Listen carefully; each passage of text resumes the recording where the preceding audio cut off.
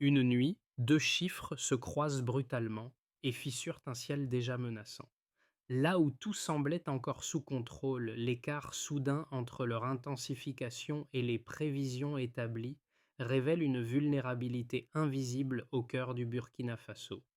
Ibrahim Traoré choisit de ne laisser aucun signal, même minime, passer sous le radar collectif. Ce glissement discret mais mesurable redéfinit la carte du risque national. Si ces deux chiffres ont suffi à fissurer la perception du calme, ils ouvrent une question plus vaste. Comment une suite d'anomalies ténues annonce-t-elle un basculement stratégique majeur? La situation est désormais claire. Les signaux faibles qui apparaissent dans des moments anodins peuvent, s'ils sont correctement interprétés, décrire des vulnérabilités cachées. Mais quel est l'enjeu véritable ici? Ibrahim Traoré a choisi de réagir avant que le danger ne devienne trop grand. En analysant minutieusement chaque anomalie, il promet de mettre en place une stratégie basée sur l'anticipation et la précision. Cette approche pourrait transformer la manière dont le Burkina Faso gère ses risques nationaux. Ce n'est pas simplement une question de défendre les frontières physiques, mais de protéger la souveraineté du pays à un niveau plus subtil en interprétant les petits signaux que les autres pourraient ignorer. L'impact potentiel de cette stratégie pourrait redéfinir la manière dont le pays est perçu, non seulement dans la région, mais également à l'échelle mondiale.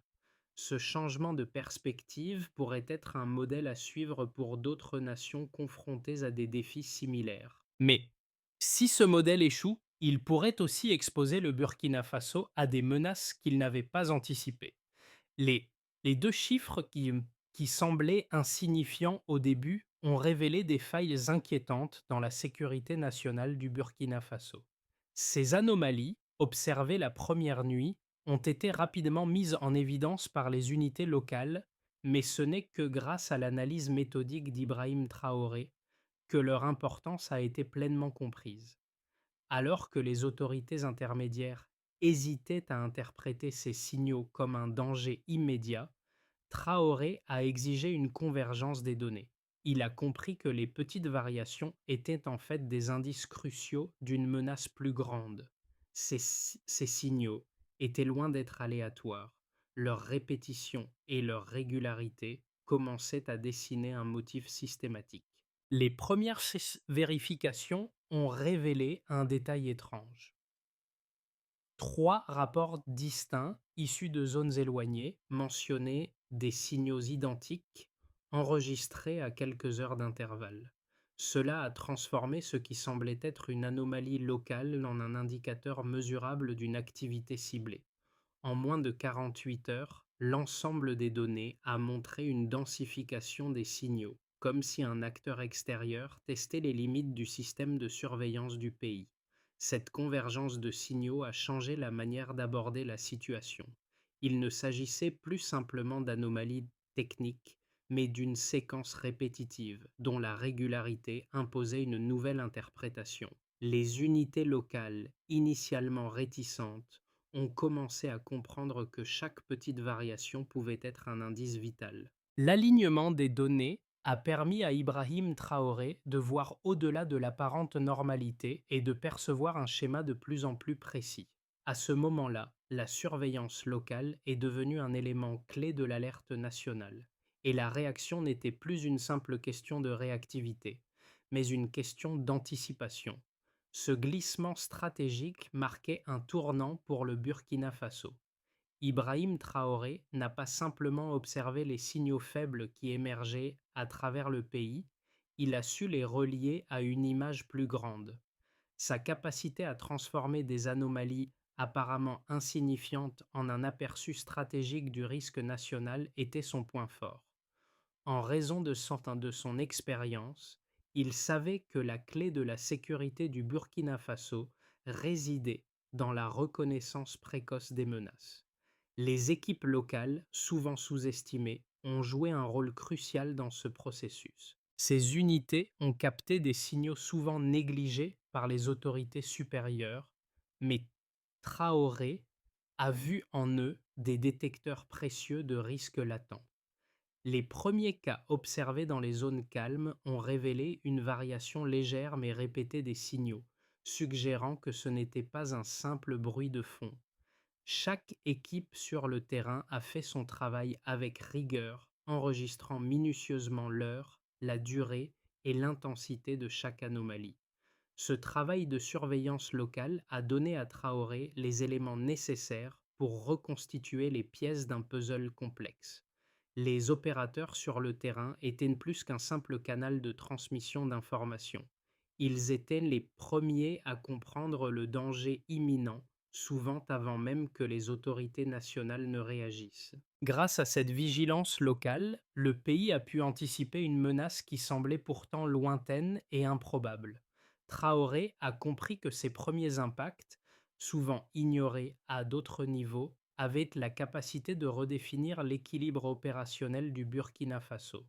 En reliant les petits fragments de données, il a créé une réponse nationale cohérente, transformant une réaction retardée en une anticipation stratégique.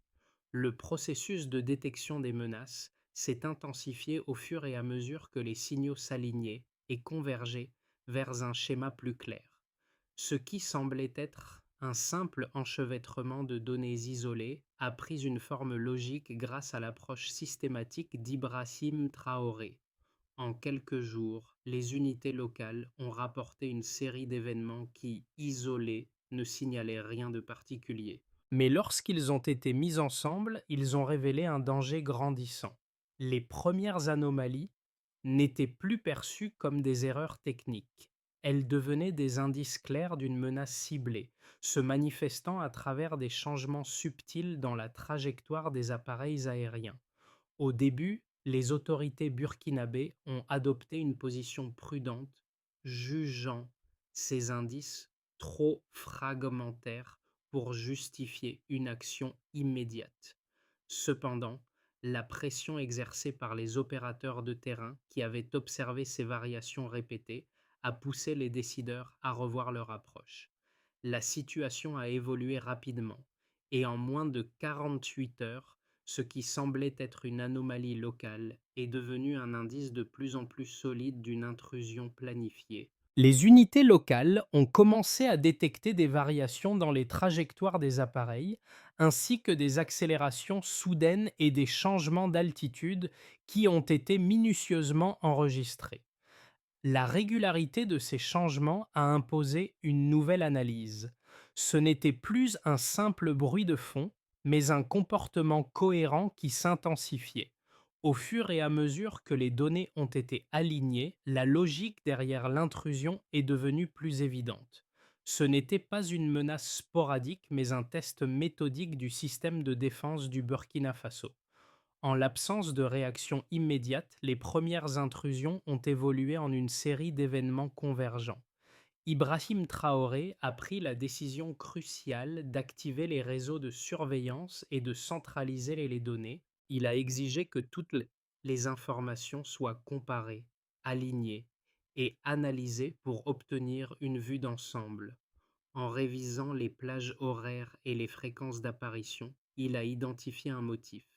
Les intrus testaient systématiquement les réponses du système de défense du pays avec une précision remarquable. Ce processus de consolidation des données a permis de comprendre que les signaux faibles n'étaient pas simplement des anomalies, mais les premiers symptômes d'un test stratégique. L'alignement des signaux a permis aux autorités burkinabées de définir une réponse plus cohérente. En quelques heures, les équipes de surveillance ont été réorganisées pour former une chaîne d'alerte unifiée. Chaque unité, autrefois isolée, a été intégrée dans un réseau centralisé, où chaque observation avait une valeur stratégique. L'évolution des signaux a également montré que les intrus n'étaient pas des opérateurs amateurs. La régularité avec laquelle les appareils aériens apparaissaient, leur capacité à tester les failles du réseau sans se faire détecter, témoignaient d'une planification rigoureuse.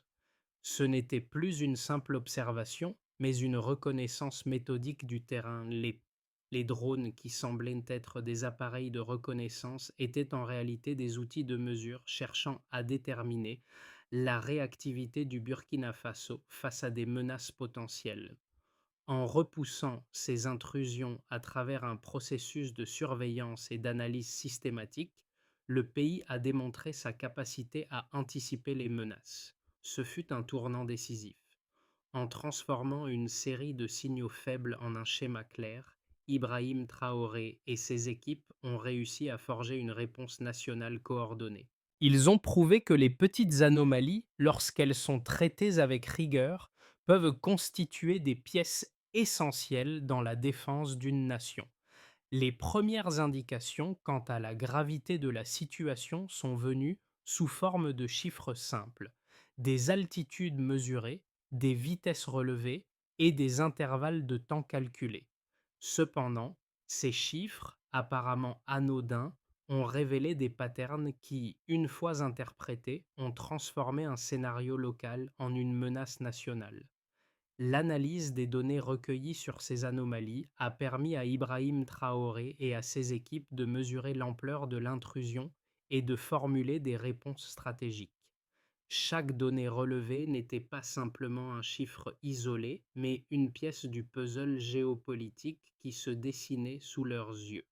Le premier indicateur notable est l'altitude à laquelle les appareils se sont déplacés. Le premier drone a été détecté à 2000 mètres, une altitude qui a été jugée favorable pour une reconnaissance discrète. Ce chiffre, bien qu'apparemment normal pour un appareil de surveillance, a révélé un comportement stratégique précis. L'objectif n'était pas une observation ponctuelle, mais une étude en profondeur de la réactivité du système de défense burkinabé. L'altitude de 2000 mètres indiquait un test des capacités de détection du pays, en particulier pour les systèmes capables de repérer des objets dans des couches plus élevées de l'espace aérien. Le deuxième chiffre clé est la variation d'altitude entre le premier et le deuxième drone. Après le premier appareil, un autre drone a été observé à une altitude réduite de 1500 mètres. Cette baisse n'était pas un simple ajustement, mais plutôt un signe de stratégie adaptative. Les opérateurs du drone semblaient tester les réponses à différentes altitudes, cherchant à détecter des failles dans les capacités de détection du réseau burkinabé. La diminution d'altitude signifiait également que les intrus tentaient de s'approcher de manière plus furtive afin d'échapper à la détection, une tactique qui exigeait une vigilance accrue de la part des équipes de surveillance locales. Le troisième chiffre clé concernait un autre appareil détecté à 1800 mètres. Ce nouvel ajustement, situé entre les deux premières altitudes, a ajouté de la complexité à l'analyse. La variation régulière des altitudes montrait que les intrus cherchaient à contourner les obstacles de détection en ajustant constamment leur position, leur vitesse et leur trajectoire. Les données recueillies indiquaient non seulement une tentative d'adaptation, mais aussi une recherche active de la limite du système de défense en testant différentes configurations pour identifier la plus faible. Mais les chiffres ne se limitait pas uniquement à l'altitude. La vitesse mesurée de ces drones a également été un indicateur fondamental.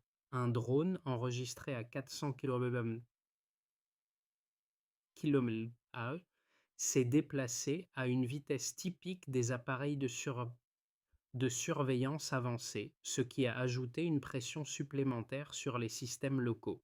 La vitesse élevée rendait difficile la détection rapide, surtout dans un environnement où les opérateurs devaient faire une analyse minutieuse des signaux faibles pour en déterminer l'origine.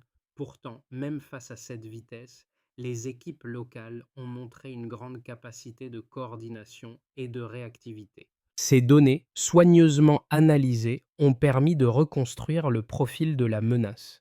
Non seulement elles ont confirmé que l'intrusion n'était pas un accident, mais elles ont aussi permis de comprendre la nature de l'intrusion elle-même.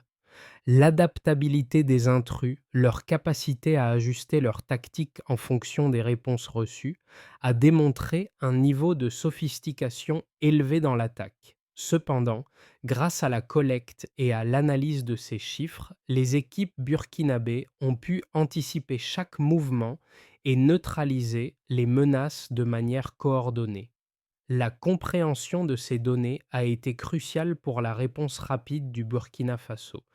En exploitant les chiffres recueillis, l'altitude, la vitesse et le temps, le pays a non seulement renforcé sa surveillance, mais aussi amélioré sa capacité à répondre efficacement aux menaces futures. L'analyse quantitative a donc joué un rôle clé dans la réussite de l'opération, transformant des simples données en une stratégie nationale cohérente. Lors de l'analyse de la situation, deux interprétations opposées ont émergé parmi les analystes et les experts militaires.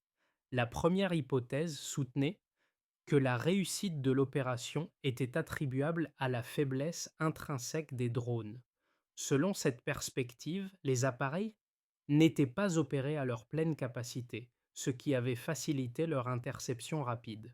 L'altitude, réduite à 1500 mètres, et la vitesse relativement modérée de 400 km étaient vus comme des indicateurs que les drones étaient sous-utilisés et donc plus vulnérables.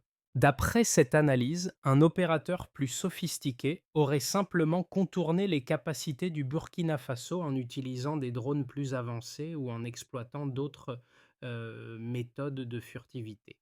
La seconde hypothèse, cependant, mettait en lumière l'exceptionnelle performance des équipes burkinabées et leur réactivité face à des menaces nouvelles et imprévues. Selon cette lecture, l'efficacité de la neutralisation ne provenait pas uniquement des limites des drones, mais aussi de l'habileté des équipes à analyser et à réagir de manière coordonnée. En observant la variation des altitudes et des trajectoires, les opérateurs ont pu ajuster en temps réel leur tactique, ce qui a permis de capturer des informations cruciales sur le comportement des drones. De plus, la rapidité avec laquelle les équipes ont neutralisé les appareils en moins de 6 minutes a démontré que les améliorations des systèmes de détection et de coordination avaient porté leurs fruits. Mais le débat ne s'est pas arrêté là. Un autre aspect clé de cette analyse résidait dans l'approche méthodique adoptée par Ibrahim Traoré. Loin d'improviser, il a insisté sur la mise en place d'un réseau de surveillance parfaitement intégré, dans lequel chaque petit signal avait sa place. Ce niveau de précision, conjugué à la capacité d'interpréter des données apparemment insignifiantes, a joué un rôle majeur dans la réussite de l'opération. La question de savoir si les drones étaient sous-utilisés ou si les équipes étaient simplement plus efficaces devient secondaire. Ce qui compte, c'est que les capacités du Burkina Faso ont permis de neutraliser les menaces avant qu'elles ne deviennent critiques. En conclusion, les deux hypothèses ne sont pas nécessairement contradictoires. Les limites des drones ont peut-être facilité l'opération, mais c'est la réactivité et la stratégie de surveillance mise en œuvre par les équipes locales sous la direction d'Ibrahim Traoré qui ont permis de transformer une menace apparente en une victoire décisive. Ce succès montre que, face à des menaces complexes, la coordination et l'analyse minutieuse des données peuvent surmonter des défis technologiques de plus sophistiqués. À mi-parcours de l'opération, un détail crucial a été révélé. L'intrusion n'était pas le fruit du hasard, mais une opération mesurée et calculée. Les ajustements des drones, leurs changements d'altitude et de trajectoire ont indiqué que l'ennemi testait non seulement les limites du système de défense burkinabé, mais aussi la manière dont les équipes locales pouvaient réagir.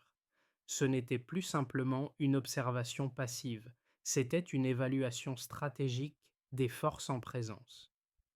Dès le début, les petites anomalies qui semblaient insignifiantes ont pris un sens nouveau. Elles constituaient les premières pièces d'un plan bien plus vaste.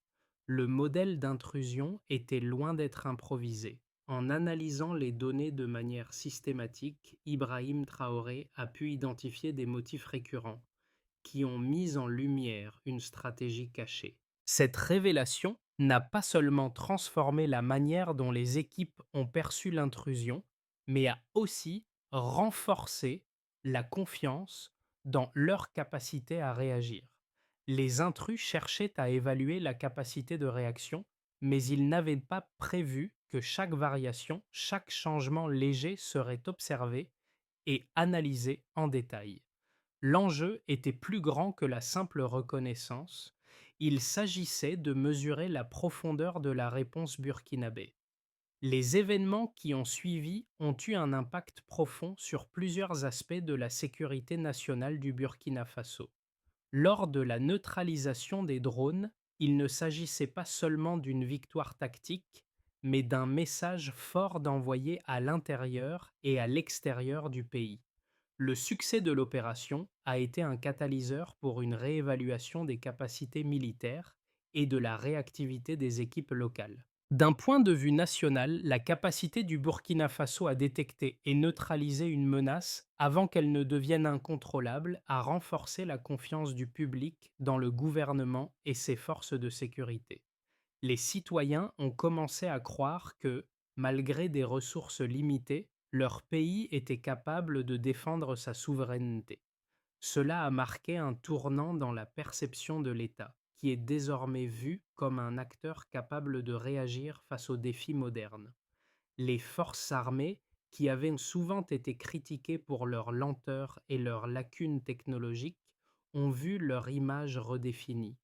Ce succès a montré que l'efficacité ne réside pas seulement dans l'équipement de pointe, mais dans la capacité à interpréter les signaux faibles et à prendre des décisions rapides. Ce n'était pas une question de puissance brute, mais d'analyse et de coordination minutieuse. Le pays a désormais une longueur d'avance sur les menaces externes, car il a démontré qu'il ne faut pas sous-estimer les petites variations, qui peuvent conduire à de grands changements. Au niveau régional, l'impact a été tout aussi significatif. Les pays voisins du Sahel, souvent confrontés à des défis similaires, ont observé de près l'opération. L'efficacité avec laquelle le Burkina Faso a neutralisé ces intrusions, même avec des ressources limitées, a envoyé un signal fort à d'autres nations de la région.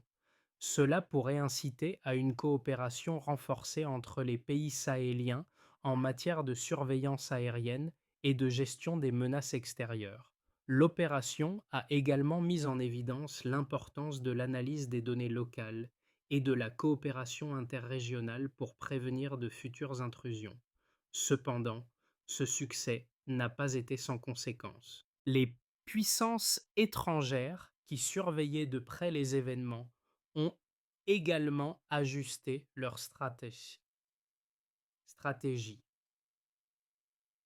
La, la démonstration de la réactivité burkinabé a suscité des inquiétudes chez certains partenaires qui pourraient désormais revoir leurs engagements ou leurs relations avec le pays. Cette prise de conscience pourrait influencer les politiques d'aide militaire tout en augmentant la pression pour que le Burkina Faso maintienne sa vigilance face à de futures tentatives d'ingérence. À terme, cette situation pourrait renforcer la position diplomatique du Burkina Faso sur la scène internationale, mais aussi l'obliger à faire face à des tensions géopolitiques croissantes.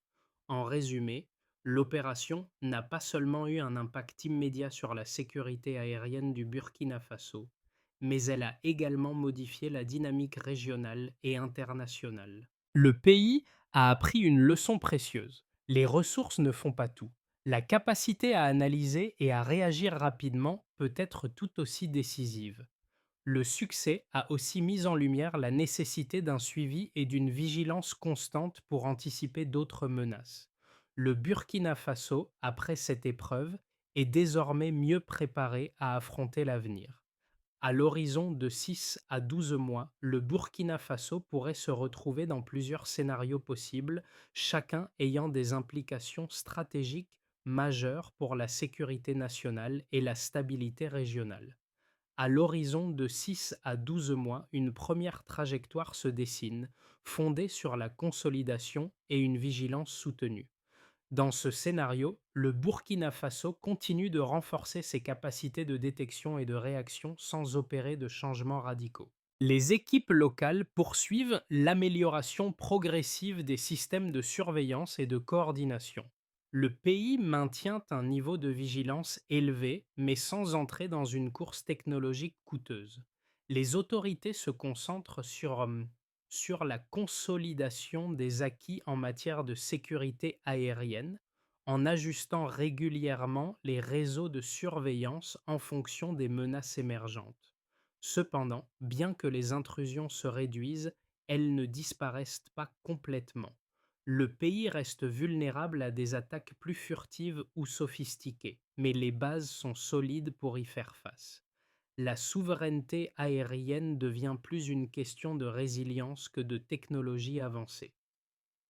Une deuxième trajectoire, plus favorable, repose sur un effet d'entraînement régional. Si la dynamique amorcée par l'opération est renforcée, le Burkina Faso pourrait stabiliser durablement les ajustements réalisés durant l'opération. Le pays devient un modèle régional pour la gestion des intrusions aériennes, inspirant d'autres nations sahéliennes à adopter des méthodes similaires. La coopération régionale se renforce, les pays du Sahel échangent des informations et harmonisent leurs stratégies de surveillance aérienne. Un tel scénario pourrait voir une réduction significative des menaces transfrontalières, avec un système de défense régional plus intégré et plus efficace. En outre, le Burkina Faso pourrait renforcer sa position diplomatique en devenant un acteur clé dans la sécurité du Sahel. Une troisième trajectoire, plus difficile, évoque une adaptation furtive des intrus. Dans ce scénario, les intrus s'adaptent aux nouvelles capacités du Burkina Faso. La technologie utilisée par le pays, bien qu'efficace, commence à montrer ses limites face à des tactiques plus furtives. Les drones ennemis modifient de leur comportement en combinant des altitudes variables, des vitesses irrégulières et des signatures non linéaires pour tromper les systèmes de détection burkinabés. L'intensité des intrusions augmente, forçant le pays à investir dans des technologies de surveillance plus avancées ou à accepter une surveillance extérieure diffuse. Ce scénario mettrait à l'épreuve la résilience du système burkinabé, qui devrait choisir entre accroître ses capacités de défense ou accepter une forme de surveillance continue et discrète. Dans tous ces scénarios, la flexibilité et l'adaptabilité seront les clés de la survie stratégique du Burkina Faso. Le pays doit naviguer entre les défis technologiques et les pressions géopolitiques, tout en maintenant un équilibre entre sa souveraineté et ses engagements régionaux et internationaux. L'issue de ces scénarios dépendra de la capacité du pays à ajuster ses stratégies de défense en fonction de l'évolution rapide de la situation régionale. L'opération menée par le Burkina Faso n'a pas seulement eu un impact sur la sécurité nationale ou la région du Sahel, elle a aussi touché de manière profonde les citoyens et les observateurs internationaux. Pour les habitants du pays, la neutralisation des drones a symbolisé un tournant dans la manière dont ils perçoivent leur gouvernement et ses capacités à défendre la souveraineté nationale. Pendant longtemps, la population a vécu dans l'ombre de l'insécurité, confrontée à des menaces imprévisibles. Mais ce succès a montré que même face à des défis technologiques, une réponse coordonnée et bien préparée peut faire la différence. Cela a renforcé leur confiance dans les institutions, un pas important pour construire une relation de plus en plus solide entre l'État et ses citoyens. Pour les pays voisins du Sahel, cette opération a servi de modèle potentiel. Si le Burkina Faso, avec des ressources limitées, a pu neutraliser des intrusions sophistiquées, d'autres nations pourraient désormais envisager des approches similaires. Les autorités militaires et les civils de la région ont pris conscience que la réactivité et l'adaptabilité sont tout aussi cruciales que la possession de matériel de pointe. La coopération régionale pourrait s'intensifier avec un échange accru de données et une surveillance aérienne partagée. L'exemple burkinabé a prouvé qu'une mobilisation collective, même modeste, peut produire des résultats décisifs. À l'échelle internationale, l'opération a changé la perception du Burkina Faso. Le pays n'est plus simplement vu comme une zone fragile, mais comme un acteur capable de se défendre efficacement face à des menaces complexes. Cependant, ce succès a également soulevé des questions. Dans quelle mesure d'autres puissances pourraient-elles percevoir cette victoire comme une menace pour leurs propres intérêts? Ce défi diplomatique, loin d'être une simple inquiétude, pourrait conduire à une réévaluation de l'équilibre des pouvoirs en Afrique de l'Ouest, mettant en lumière la montée en puissance de nations souvent sous-estimées. Le succès de l'opération contre les drones ne doit pas être perçu comme une fin en soi, mais comme le début d'un processus d'adaptation continue pour renforcer la défense du Burkina Faso. Pour garantir la pérennité de cette victoire et l'efficacité de ces systèmes de sécurité, plusieurs étapes doivent être franchies, à commencer par l'unification de la collecte des signaux, la création d'une plateforme centralisée où toutes les unités locales peuvent transmettre leurs relevés en temps réel sera cruciale. Cela permettrait de détecter rapidement toute anomalie similaire et de répondre de manière coordonnée. Cette plateforme pourrait être mise en place dans les 3 à 6 mois suivant l'opération. Ensuite, une formation technique continue devra être instaurée. Des modules d'apprentissage doivent être élaborés pour sensibiliser les équipes locales à l'importance des micro-anomalies et à la manière de les analyser efficacement. Le temps nécessaire pour confirmer ou infirmer un signal suspect deviendra le principal indicateur du succès de cette formation. Ce processus devrait être lancé dans les 6 mois suivant la mise en place de la plateforme centralisée. Une fois ces bases établies, le recalibrage des réseaux de surveillance devra devenir une routine.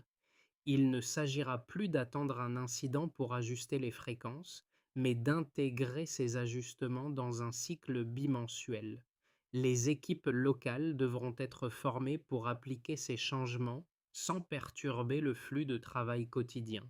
Enfin, une coopération avec les civils comme capteurs périphériques pourrait être envisagée. Un système simple permettant aux citoyens de signaler des anomalies sans saturer les équipes de surveillance pourrait compléter ce dispositif. Le succès de cette approche dépendra de la rapidité et de la pertinence des alertes reçues. En combinant ces étapes, le Burkina Faso pourra non seulement améliorer sa défense aérienne, mais aussi établir un modèle de vigilance collective et de réactivité. Cette approche pourrait se diffuser à d'autres pays du Sahel, renforçant ainsi la sécurité régionale. L'opération menée par le Burkina Faso représente bien plus qu'une simple victoire tactique. Elle incarne un tournant dans la manière dont le pays perçoit et protège sa souveraineté. Les petites anomalies, ignorées par beaucoup, ont été métamorphosées en un levier stratégique puissant grâce à l'analyse rigoureuse d'Ibrahim Traoré et de ses équipes. Chaque signal, chaque variation a été perçue comme une pièce essentielle du puzzle de la défense nationale. Ce processus a révélé que, loin d'être une question de puissance matérielle brute, la souveraineté se forge dans la capacité à observer, à anticiper et à réagir avec précision. Pour les citoyens, cette opération a renforcé la confiance en l'État. Les menaces qui semblaient invisibles sont désormais perçues comme des défis que le pays peut surmonter. Pour les acteurs internationaux, cela a posé la question de l'équilibre des forces dans la région. Le Burkina Faso, loin d'être une cible facile, a démontré que sa défense repose sur une stratégie d'anticipation et de résilience. Cette expérience a aussi révélé une vérité profonde. La souveraineté ne réside pas seulement dans les ressources, mais dans la capacité à lire et à répondre à chaque signal, même faible. Dans ce processus, chaque citoyen, chaque acteur devient une pièce essentielle pour la sécurité nationale. L'opération de neutralisation des drones a non seulement mis en lumière les capacités défensives du Burkina Faso, mais elle a aussi démontré l'importance de la vigilance collective. Chaque signal, aussi petit soit-il, peut faire la différence. À l'heure où les défis sécuritaires se multiplient, cette expérience rappelle à chacun que la souveraineté nationale ne dépend pas uniquement des grandes puissances ou des technologies avancées, mais de la capacité de chaque acteur, qu'il soit militaire, civil ou même citoyen, à contribuer à la sécurité. Pour les nations de la région, cette opération offre une opportunité de collaboration plus étroite. Le Burkina Faso a montré la voie en transformant des menaces invisibles en une réponse cohérente et efficace. Il est maintenant essentiel que d'autres pays du Sahel suivent cet exemple en partageant des informations, en améliorant la surveillance collective et en renforçant la coopération régionale. L'histoire du Burkina Faso nous rappelle que l'avenir de la sécurité ne repose pas uniquement sur la force brute, mais sur la capacité à anticiper, à s'adapter et à se mobiliser ensemble. Vous aussi, que feriez-vous pour renforcer votre propre sécurité dans un monde de plus en plus incertain? Partagez vos réflexions, car chaque voix compte.